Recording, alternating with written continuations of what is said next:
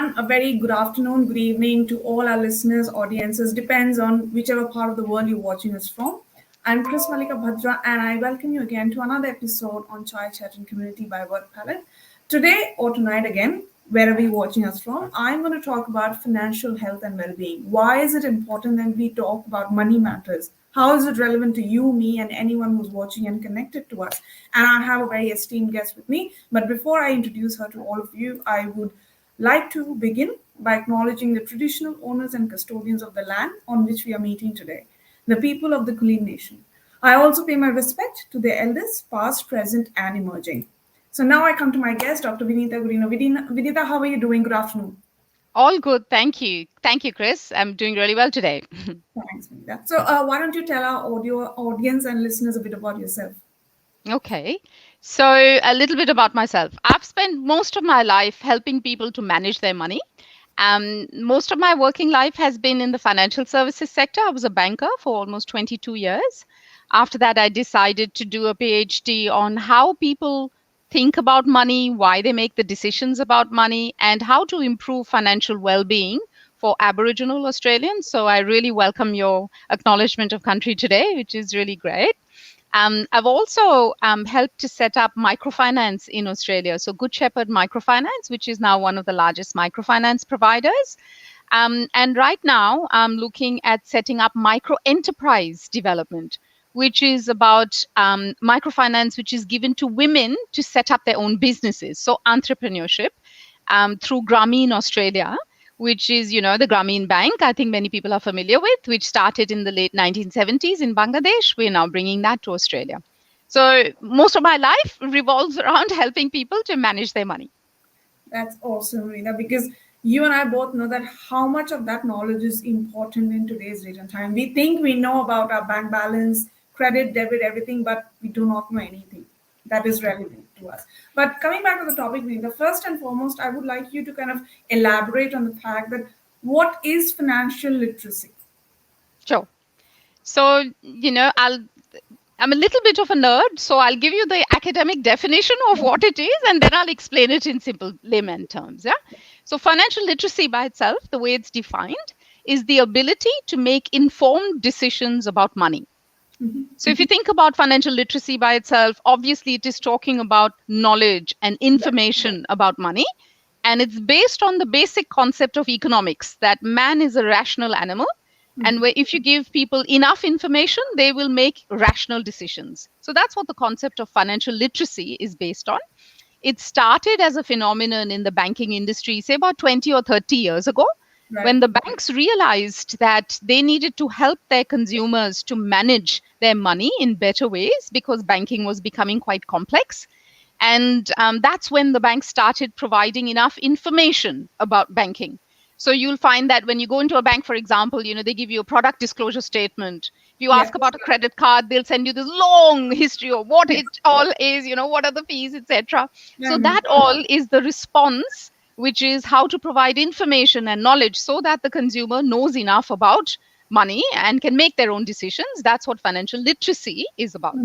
But I've spent most of my life fighting that concept and asking instead for all of the people involved in banking, as well as the government and the regulators, to recognize the importance of financial health, not just financial literacy. And financial health is a much larger concept. So financial health, when you look at it, it's a growing global phenomenon. Now, many countries in the world are, instead of literacy, they're moving to financial health.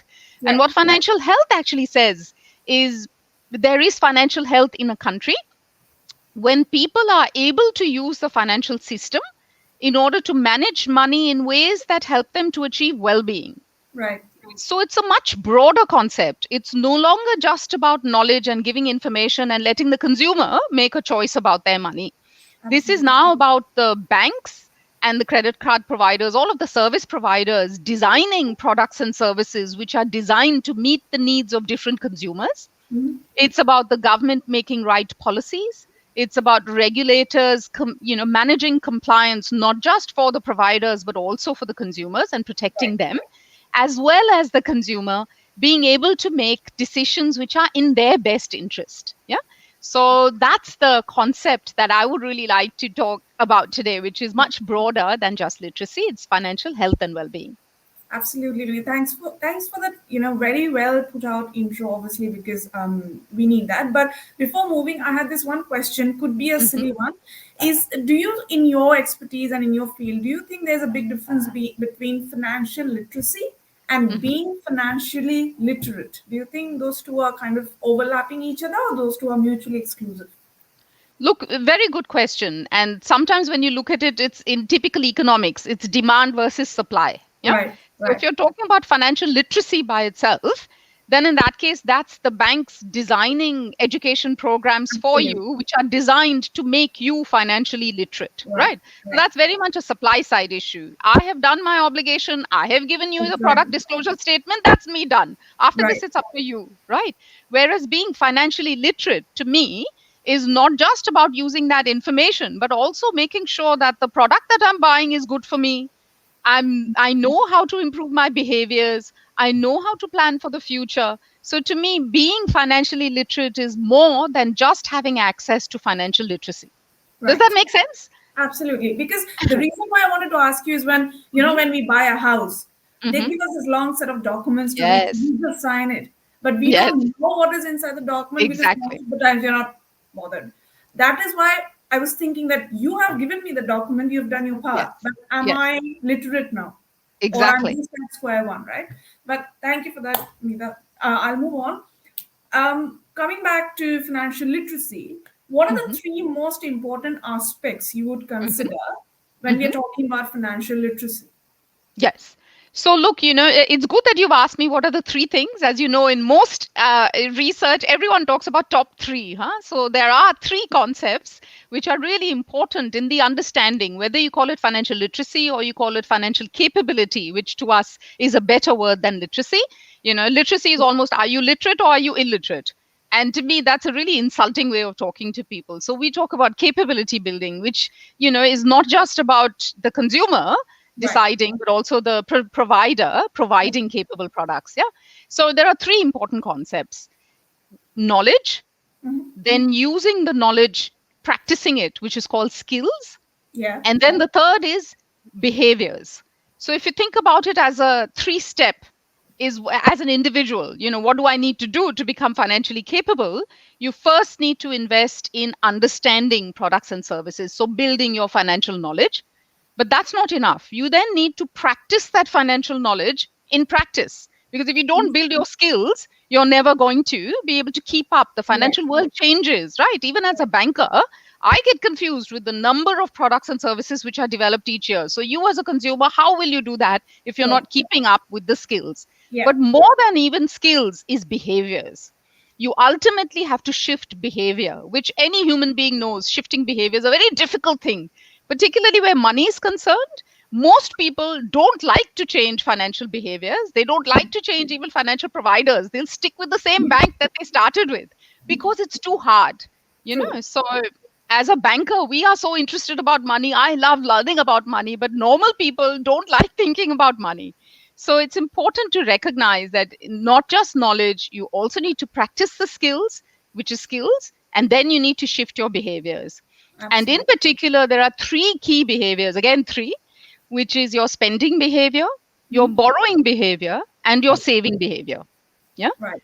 So Right. these are the three by three, as such, if you think about it, keys to building financial literacy. Vanita, you spoke about capability building, right? Hmm. Hmm. Now, when I'm trying to do my skill set analysis, I'm gaining knowledge to build my capacity or capability. Before that, do I even need to analyze myself if I'm capable enough to go there? Do you think that is an important self introspection we need to do? See, the way I look at it, anyone can learn about money.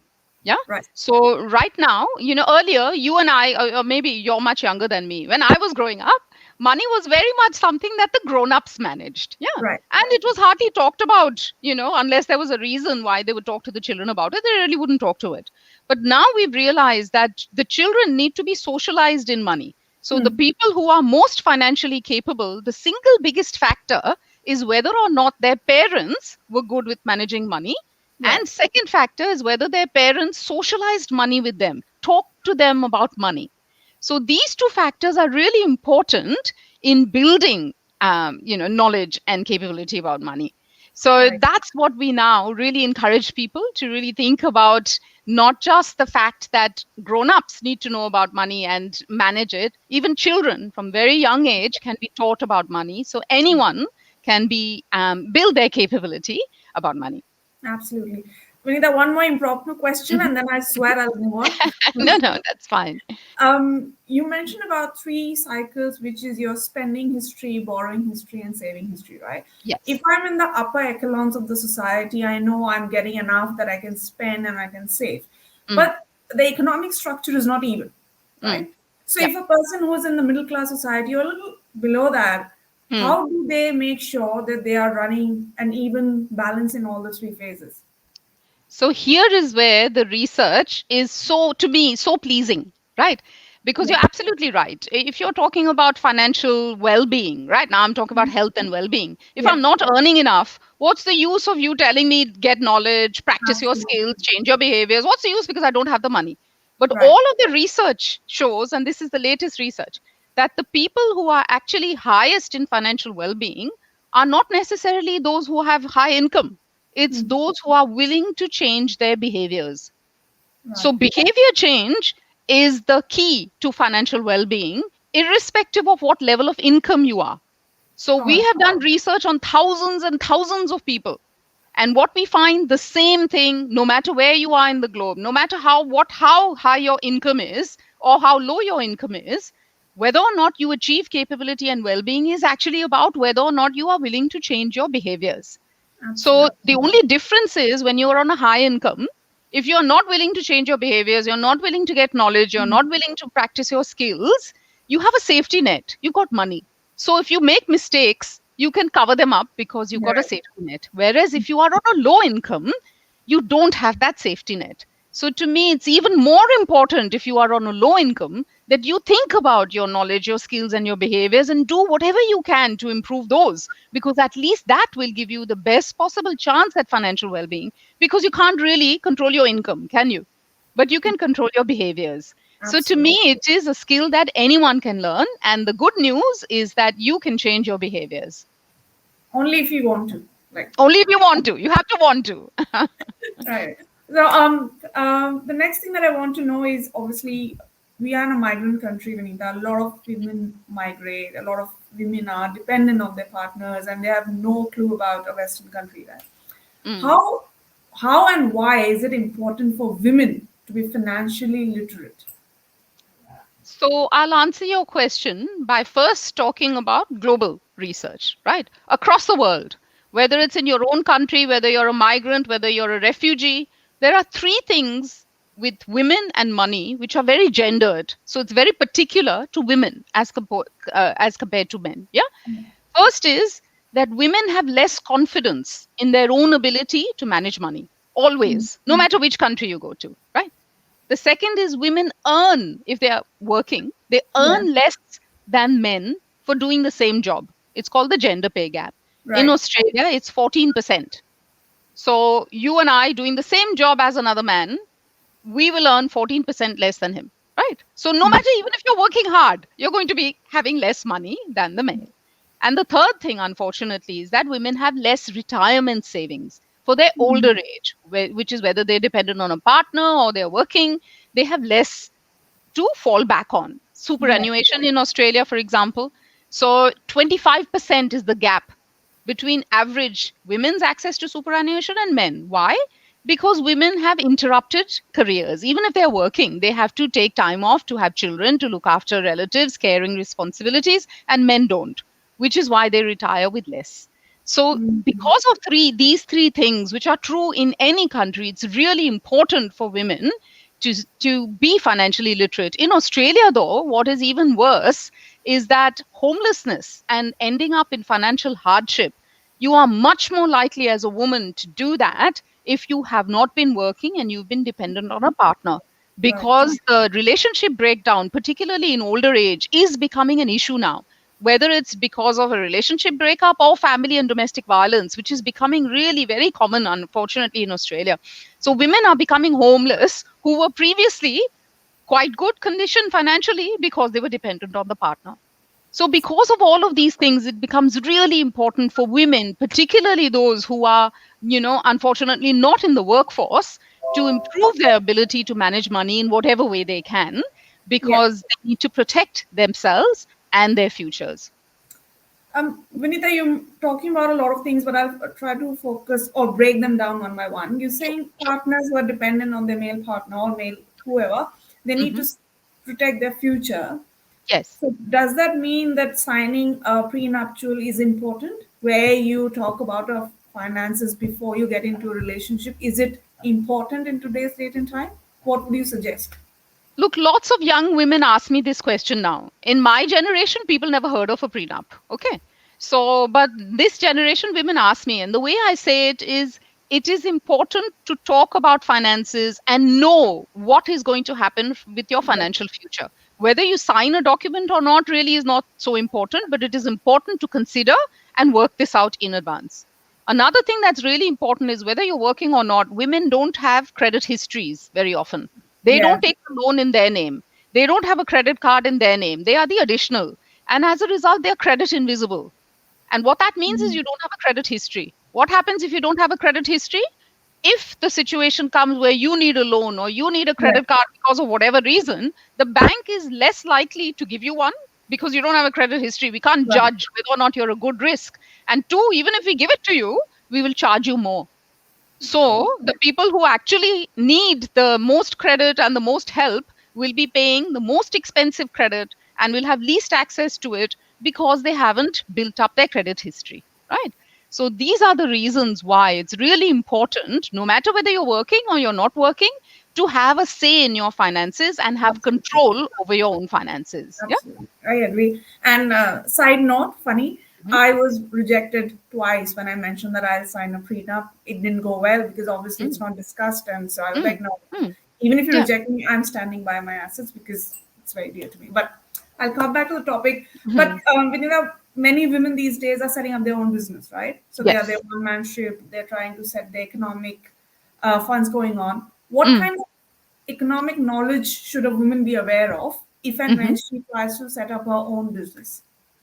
So, what I'll say to you before I answer your question, what I'll say is all of the research shows that when women set up businesses, their needs are slightly different to Yeah, when a man sets up a business, right? right. You might look at me and say, why? Why should it be different? The process is the same, the access to the supports is the same. Why should it be different for women? But all of the research shows that when a woman sets up a business, her needs are not just economic, her needs are also social. So the barriers to setting up a business typically in Australia are lack of access to finance to set up your own business, and women are far less likely to get, like you're saying, access to a bank loan than a man, even if they have a credit history, right? So this is science. It shows 30% of businesses in Australia are led by women, whereas they are more than 50% of the population, right? And it's because they have less access to finance to set up a business. Second, they have less access to professional networks. Men are much more likely to have access to professional networks, mentors, people who can help them. Women don't. And the third thing is again confidence. Women have less confidence in their ability to run a successful enterprise, and that faith in the gut, that fire in the belly that you need in order to run a business successfully, that depends on your confidence. Yeah. And then last but not least, women have less support in the household to run a business. They have caring responsibilities. So they need flexibility in their work life balance. And very often in a business, that's not able to be got unless they have some help. Yeah. So women's needs in Australia and across the world are they need economic support, which is meant for them, plus they need social support. Typically, women work best when they are in a group with other women in the same circumstances. So, groups of women entrepreneurs are actually the best way to promote not just the professional networks, but also learning as they go through their business journey. Right. And the second is always having gendered approach to access to finance. So making finance specifically for women. It sounds horrible as almost like a quota, but you know what? If no one does it, then they're not going to get access because in the normal case, they are getting excluded. Yeah. So these two things are very important for women who want to set up their own businesses in Australia or anywhere in the world. One thing that earlier on we mentioned about being financially literate and financial literacy. Do you think that these financial organizations can play a role in sharing literacy to the women folk, like providing documents or resources that the women can access for free or at a marginal cost, so that they can, read up, improve their knowledge about things? Do you think that is accessible and feasible? So again, I'll say something to you. It's a general advice, it's not specific. Sure. So, there are multiple sources now of information and of financial literacy programs as well. Yeah. Every single man and his dog in the financial services sector has realized that it's in their interest to promote good financial decisions from women. You know why? Because $1 that you invest in educating a woman about using money well gives you $2.50 in return, because women make better decisions once they are more confident. Right. They invest the money for their family and their community, and they save more. So these are just natural. They less credit and more savings. This is the way women manage money. Right. Whereas if you compare the same thing with a man, $1 invested in a man in improving financial literacy actually gives you $1 return. Because usually men will, their discretionary income goes on their own personal needs, not the family or the community needs. And they take more risks. So they are much more likely to use credit cards than to wait for their savings. And their behavior in terms of money management, they don't like budgeting as much as women do, the daily household Right. management. They prefer to use their skills for larger financial decisions, right? So this is why the banks have realized that by supporting a woman to manage their money better, the society as well as the woman and her family gain 2.5 times, which is why a lot of them are offering it. But unfortunately, the kind of thing that is offered is not necessarily designed for women in all cases. And we find that the not-for-profit sector is actually offering much more gendered, customized approaches for women to improve their financial literacy. So very often you'll find that a bank is partnering with a not-for-profit partner to offer these services to women, particularly those who are on a low income. Right. Right. Um, the next thing that I wanted to ask you is, you were mentioning about credit history or Mhm. bad debt or something like that. Then what does someone have to keep in mind if they are having a bad credit history? What can they do in that situation? So typically, if you look at why someone has a bad credit history, Right. it'll be because of two things. One, they haven't kept up with their payments, right? So credit history is built on your payment pattern. Yeah. So Yeah. if you've got bills, everyone has bills, utility bills, gas bills, phone bills. If you are late on providing these for whatever reason, whether you've just forgotten, you are careless, or you didn't have the money, payment late really gives you a bad credit history, right? The second, of course, is not being able to repay debt, right? Right. You take on too big a debt, then it becomes too big, you're not able to pay it, you go bankrupt, your credit history is marred for various reasons. So there are, the basic of this is, what does it say to you? You have to be willing to change your behavior. One, obviously, if you've got a large debt, you must find ways to reduce your debt. And fortunately, there is a lot of help now after a lot of work. So, over the last 20 years, a lot of people have worked very hard in Australia to provide this kind of support. It's just that people sometimes don't know about it. Or if they know about it, also, they don't want to use it because they feel they're a bit proud. They don't Right. want to admit that they have a problem with the money. But we've now got hardship clauses. So every bank, every utility provider, every retail provider, if you say that I am in hardship and I need support, they are bound, obligated to help you to manage your hardship, right? So they have to work out a repayment plan for you. But not everybody asks. So the first thing is to be aware that the provisions are available, and second, to pluck up the courage and say it. Yeah, if you say it, then there is now provision where they will help you to manage it. Secondly, there is free available help. Financial counseling is free in Australia. We have a national debt hotline. It is 1-800-007-007. So you can't forget it. If everyone remembers James Bond, that's all you need to remember to access the National Debt Helpline. You need some help, you just call them and they will give you advice. Plus, as I mentioned, now there are so many not for profit offerings which are actually helping you. Even the industry is setting up opportunities to help you if you are facing financial hardship or have debts which need to be consolidated or better managed. So you don't need to go to predatory credit repair agencies. This is a big thing in the US. Luckily, it hasn't come yet to Australia, but this is a big thing in the US, right? Because their credit scores guide everything in people's lives in the US, right? Where what rent you'll pay, whether you'll get a boyfriend or a girlfriend, all of this depends on your credit score now in the US. It's that bad, yeah? It's not that bad here, but still people are not aware that the banks now have access to their credit history. So, even if we are not bothering, the banks are deciding whether or not to give you a loan, whether or not to give you credit based on your credit history. So, what I would say is that, one, be aware of the supports that are available, and two, please pluck up the courage to actually use them. Don't sit on, ego that I don't want to admit that I made a mistake. There is so much support available now to get you out of that bad debt situation. Yeah. Absolutely. I'll play the devil's advocate here and ask you a very cheeky question, Vinita. If Sure. someone calls you up and says, I'm in a bad time, I'm having my hardship, how can you test that whether that situation is actually happening or somebody has plain forgotten and they're just using this to kind of, retrieve that salvation? How is there a process to do that?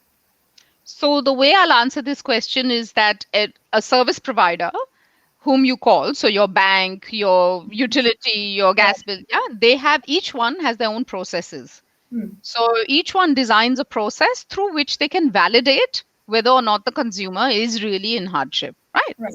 So there are different ways of doing that. One, if you are a provider, you got access to their history. So you know how much, if you're a bank, for example, you know how much money is coming in, how much money is going out, and you can see where the money is being spent as well. So it's not difficult to validate. And two is people are now trained in how to decide whether or not the person who's calling you is in distress, right? So there are many observational things which you can observe. So you can look at transactional data and tell whether or not the person is in hardship. And two, there is psychological factors now that people are being more and more taught, so that they can make out what type of distress. So for example, I'll give you just one example. Yeah. Sometimes what happens is that women in particular are much more likely to be in a situation of financial abuse, right? Yeah. They've taken out a loan jointly with the partner. The partner has absconded. They are left with that debt. It's called marital debt, relationship breakdown debt. Now, the woman is left with the debt. They don't have the money. They are in hardship, but very often they don't want to admit all this to the bank, right? So to the bank, it is showing as a person who's got a debt who's not able to pay. But actually, the situation is that they are in financial abuse. So what's happening is that now the banks and even the utility providers are being given training so Yeah. that they can ask probing questions which give them a lead as to what is the reason for the call, rather than are you in hardship or not. Yeah. So I guess it's a roundabout way of telling you that there are processes Yeah. and there are, transactional data which you can review and analyze to tell whether the person is really validated in a hardship or not. Plus, there are also emotional and psychological cues which are now being built into process so that we can validate that. Another impromptu question, Vinita. Sorry, so many things are going in No, my no, head. no. Ask. That's what I'm here for. When you mentioned that most of the women, they sometimes go through financial abuse, that the partner has left and whatever there. Have you observed any pattern when it comes to women being a certain section of the society? Does it happen more with South Asian women or more with Australian women? Have you observed any such data points in your research, or this is all random? Anyone can go through financial abuse. The sad truth is that, if you think about it, when you think intellectually about it, you think, oh, it must be women who are from a disadvantaged background, Right. must be women who don't have much education, must be Right. women from a culture where the women are subject. We make all these assumptions, but actually they're not true at all.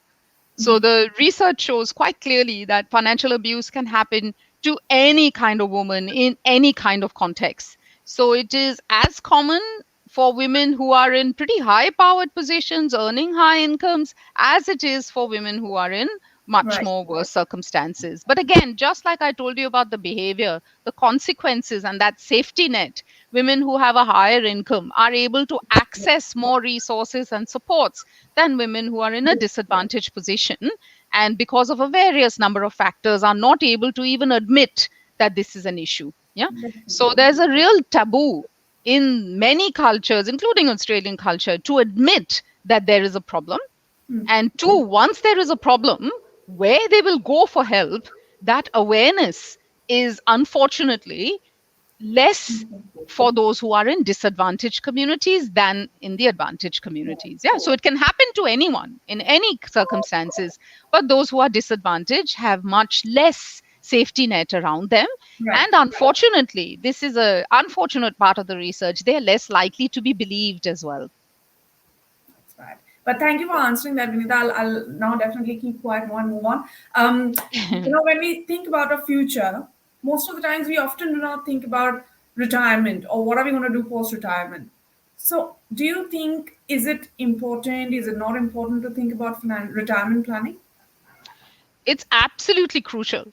If you think about a country in which you've got a welfare system, like in Australia, right? That's very different to a situation. For example, I come from India, right? In India, you don't have a welfare system. So if you haven't planned for your retirement, well, guess what? When you get to that age, you're going to be in deep trouble, right?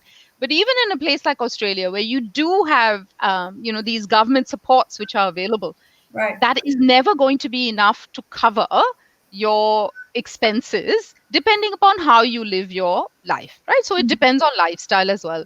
So the very strong recommendation that we give to people is if you are working, please take proactive steps to make sure that you're setting money aside for your retirement planning. If you are not working, even then, take control over your household expenses, your borrowing and your savings habit so that you build a safety net, whatever little that might be, so that you can supplement what the government will offer you. Because remember that the government will always test means, right? So it's means tested, right? So those who are on the lowest income get the most support naturally, and those who are on the highest income get less support. But remember that we are an aging population in Australia. So we are a graying population. So where does the public money come from? It comes from taxes. Right. So if you have fewer and fewer people who are going to be working and paying the taxes, which can then support the public system, where is that money going to come from? So the pot is going to get smaller and smaller.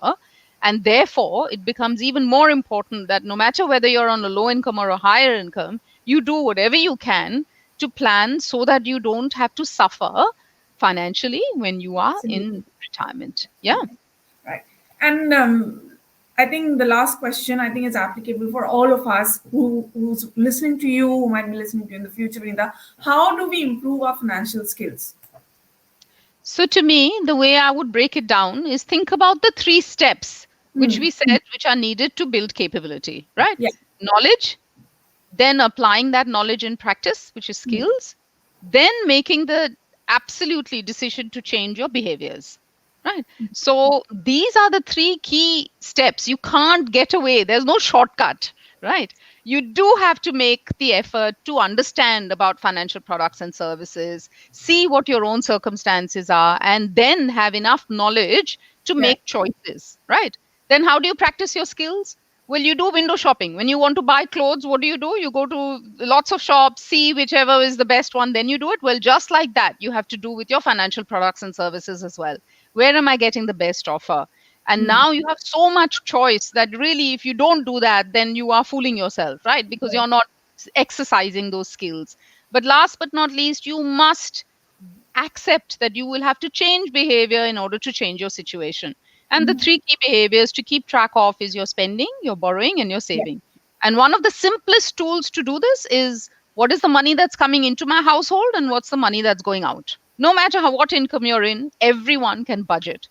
And this has been found to be, again, all of the research that is done by the banks. Now, you'll find every bank is talking about financial well being, right? Because they know it's so good to encourage people to do that. Right. They all have now apps and things to help you to do these things proactively. One, to build your knowledge, they have lots of resources. Two, to practice your skills, they've got games, they've got calculators, they've got tools, but you have to use them. Yeah. And third, how to encourage good behavior. More and more now, all of these, especially fintechs, are designing products and services which are designed to improve your behavior and to give you the best possible chance of making the best decision. For example, one small example I'll give you: Sure. opt in versus opt out. So previously we used to have, okay, do you want to opt in to saving? 75% of people will not opt in. It's too much effort. Who's going to bother? Don't bother. So they decided, okay, let's do opt out. We will automatically save 10% of the money that comes into your account unless you opt out. Guess what? 50% more people saved more because they didn't bother to make the Right. decision. It was taken away from them and it was a positive decision in the design itself. So little things like this now, the service providers have the obligation to design products and services which help people automatically to make better decisions. Yeah. Absolutely. So these are the three key things you can't get away from. Right. Vinita, what I realize, and obviously you and I both know that this is not a part of a one stopgap conversation. Conversations like these need to keep on happening at a regular interval of time. But Yeah. today it's like the onset of festive season. I know you have to be somewhere, but before I let you go, what would be your message to all our audiences and listeners today? So what I'll say to you is that the world has really changed since when I first started becoming really passionate about this field, right? It was about 20, 30 years ago. I've been working in this space. The world has changed so much. There are so many opportunities now for you to learn more about money, to practice your skills, and to change your behaviors. So, Right. what I would say is make the effort to understand, be aware of what's available, and then use it, right? We have the National Debt Headline. We have Money Smart, which is from the now it's owned by the government, Yeah. which has got a really good, completely independent and free advice, tools, things that you can use to practice whenever you're making a decision. Also, make the effort to read. So for example, I'm just giving you, I'm not promoting myself, but I'm just saying, Financial Resilience Australia, which is my consulting firm, whenever I get a chance, I'll write something about it, or I'll do a webinar, or I'll do a podcast like this, and I put it up on my website. So if you just access these points, then you'll be able to learn and pick and choose what you need, right? So no use having knowledge just in case you need it. The way we look at it, you have knowledge just in time. Know where to go, and then when you're making a decision, go there and look for the thing that you need rather than I'll learn everything just in case I need it. It never works. You forget, right? Like That's you're saying, and it keeps changing. So, best is when you're making a decision, then go and do your homework and see where can I get the best help and advice before I do my whatever decision that you're making. Yeah. relevant and golden points, Vinita. But thank you so much for joining us on Chai Chat Not and at Community all. today. And to all our listeners and audience, this was Dr. Vinita Godinho talking very, very crucial stuff about financial wealth, health, and well-being. We all need to be super conscious about how we are planning our budgets. And as she rightfully mentioned, every one of us can budget. It's not rocket science. We all can do it. We all should do it. So on that note, Vinita, thank you so much for joining us. And Not to at my all. listeners, we'll be back again. Sorry, I'm fumbling because I think I'm very excited for the festive season that's coming up. Please pardon me on that. So we'll be back again shortly with another interesting conversation for the community. Till then, please stay safe and take care of yourselves. And thank you so much, Vinita. Have a great night. No worries. Thanks so